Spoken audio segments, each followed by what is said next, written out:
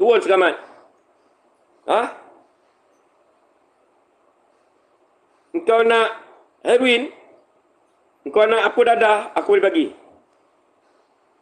Ha? Turun lah selamat.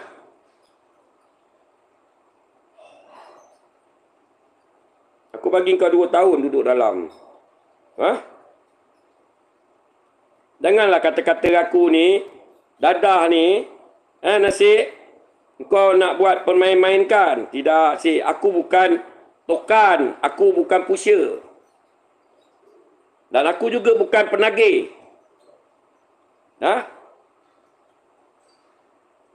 Kalau Imran Nisa, kalau kau berani pergi sekaman, AADK jemput kau, nak? Nak tak? Ha? Kalau aku boleh bagi maklumat-maklumat sulit kepada anggota-anggota polis, kepada anggota-anggota AADK, ha?